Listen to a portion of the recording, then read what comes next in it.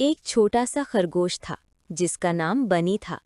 वो जंगल में अपनी माँ के साथ रहता था। बनी बहुत शरारती था मगर दिल का बहुत अच्छा था। एक दिन बनी ने देखा कि एक छोटा परिंदा जख्मी होकर दरख्त के नीचे गिरा पड़ा है। वो फौरन दौड़ा और परिंदे को उठाया। ए छोटे परिंदे, तुम ठीक तो हो? बनी ने प्यार से पूछा।